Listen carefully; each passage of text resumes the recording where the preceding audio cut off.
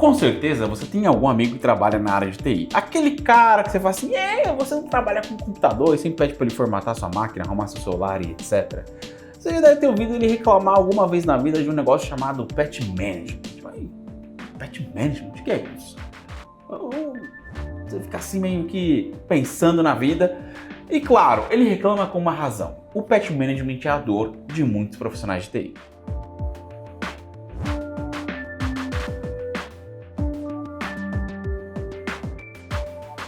Olá, meu nome é Alexandre, seja muito bem-vindo e hoje nós vamos tratar de um assunto importante, recorrente e geralmente negligenciado pelos profissionais da área de TI, que é o Patch Management. Você já fez o seu hoje? Bom, Patch Management, se a gente for traduzir ao pé da letra, significa gestão de remendo.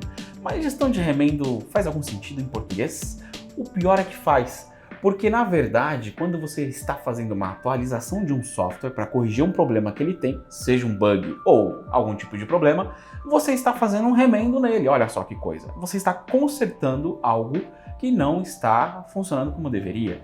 E fazer a gestão de remendos, ou patch management, é justamente tratar de forma assertiva, programada e, claro, estruturada num processo muito bem elaborado, de atualizar todos os seus equipamentos. E quando eu falo patch management, eu estou dizendo de todos os devices que você tem. Você já atualizou o firmware hoje dos seus equipamentos de rede? Sabe que isso é um tipo de patch management e que, claro, a gente sempre negligencia, seja por medo daquilo parar de funcionar, porque em time que está mexendo não se mexe, seja por falta de conhecimento. E por que é tão importante fazer um patch management e ter esse processo funcionando de forma redonda? Pensa comigo, só por um minuto. O cara fez um software em 1996. Concorda que hoje ele está defasado? Depende. Depende, porque se todo esse tempo ele fez lançamentos ali, anuais, semestrais ou etc, para atualizar as informações desse software, atualizar a forma como ele funciona e colocar um desenvolvimento ali que está em estado da arte para esse software. Concorda de que ele está 100%? E quando a gente não tem isso? Então, a gente pode não ter isso por dois motivos. Porque o fabricante deixou o software ficar legado, ou seja, não está mais usando aquele software, ele não vai mais existir, ou porque a gente está negligenciando as atualizações. Então, nesse segundo ponto, o erro é totalmente seu. Nós temos que fazer as atualizações. E ela é muito importante porque todo software que fica desatualizado é um vetor de ataque. Ou seja, ele possivelmente vai ter um bug, e esse bug possivelmente vai ser explorado em algum momento, seja por um hacker, por um exploit ou por qualquer outro tipo de malware ou pessoa mal intencionada. E às vezes, ele pode até não ser explorado, mas ele gera problemas para você, como por exemplo um desempenho ruim daquele software, daquele programa. E você fica, nossa, por que o desempenho desse software é tão ruim? Às vezes pode ser porque você não fez uma atualização. E obviamente, existem alguns hackers que são gênios. Os caras são realmente bons no que eles fazem. Eles conseguem achar erros de código através de HTML ou chamadas de API que nunca o programador ou desenvolvedor daquele software sequer imaginou que alguém poderia usar aquilo daquela maneira. Esses caras são gênios, mas a maioria dos hackers não estão nesse nível. Eles são só caras preguiçosos que conhecem bastante de tecnologia e sabem os atalhos para chegar onde eles querem chegar. Então, em vez de ele tentar atacar uma máquina que acabou de ser criada, que tem todos os softwares... Não! Durante a parte de footprint, se você não sabe o que é footprint, você precisa dar um pouquinho mais sobre cibersegurança. E só para dar uma resumida para você, o footprint é o momento em que a gente vai coletar informações sobre o ambiente, ou sobre a pessoa, ou sobre o ativo de rede que a gente quer atacar. Ele vai coletar essas informações e, obviamente, ele vai pelo caminho mais fácil. Ou seja, aquela máquina que está rodando XP, aquela máquina que está rodando Windows 7, que deixou de ter updates de seguranças importantes, ou que utiliza uma linguagem legada que não se usa mais e que por isso ficou defasada, gerando possíveis vulnerabilidades. E obviamente eu não posso falar de ataques, de hackers e de patch se eu não falar de ransomware. Então, se você quer saber um pouquinho mais sobre ransomware, a gente fez um vídeo falando sobre isso e você pode clicar aí para ver. Mas o ransomware, o que ele tem a ver com a parte das atualizações? Para falar disso, eu vou dar um pequeno background para vocês sobre o exploit. O que é um tipo de exploit? Ele é um malware. E como eu já citei, o malware é um software mal intencionado, um software malicioso. Só que o exploit ele tem uma função específica de explorar as brechas que o sistema tem.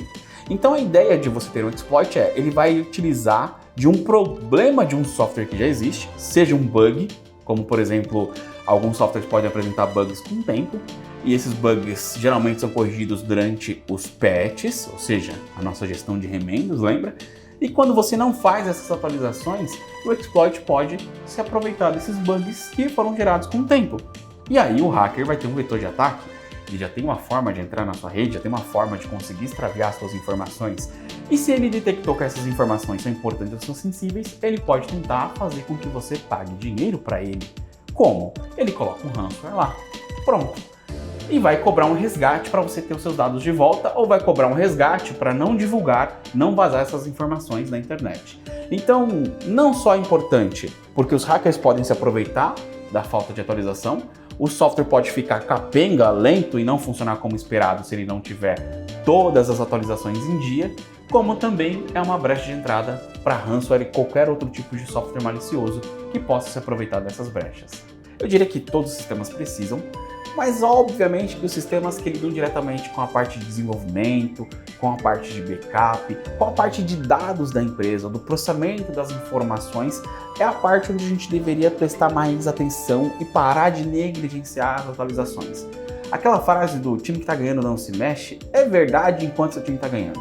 No momento em que o adversário vira a partida, você arranca os cabelos e fica desesperado para tentar correr atrás do empate ou até mesmo virar o jogo de novo. Então, se a gente está ganhando, por que não continuar ganhando? Mas mexendo no time de forma consistente que possa reforçar e reafirmar essa vantagem que a gente tem durante o jogo. Isso você faz como? Pega todos os seus sistemas que são importantes, ou seja, se você trabalha numa empresa de desenvolvimento, os seus servidores onde estão os códigos ou onde o usuário faz lá o commit das atualizações por software, etc., são os primeiros lugares que você tem que se preocupar se tem algum tipo de falha gerada por um bug ou falta de atualização. Por quê? Porque ali é onde está o cerne do negócio de desenvolvimento de software. Já imaginou se no servidor de produção, onde estão todos os softwares que a gente está acabando de desenvolver, entra um ransomware e pega todos esses arquivos e fica tudo criptografado? E ninguém mais tem acesso ao código-fonte da nossa aplicação? Estamos ferrados, não é mesmo? Então, imagina que, sei lá, numa outra área, você faz o backup tudo certinho, o seu planejamento de backup é excelente, maravilhoso, backup de fita inclusive, tudo sendo feito com o primor da tecnologia. Mas o servidor onde os backups estão alocados não está atualizado. Isso gerou uma falha que permitiu um exploit, instalar um backdoor, dar um acesso persistente e consistente para um atacante que, quando descobriu que aquele era um servidor de backup, foi lá e apagou tudo. Então, ter uma boa ferramenta para te ajudar a fazer essa gestão nos ambientes que você mais precisa dela é sempre um prato cheio para você poder reanimar a sua área de TI, mostrar eficiência nos seus processos e, claro, ajudar o time de cibersegurança a manter a sua empresa mais segura. Ah, mas a minha empresa não tem uma equipe de cibersegurança. Seja você. Estude o assunto. Por que não? Ah, mas eu trabalho no RH. Não importa. Por que você não monta um treinamento sobre cibersegurança para passar para os funcionários? Se você não entende, tem milhares de pessoas na internet que entendem. E às vezes o conteúdo é de graça. É só você fazer.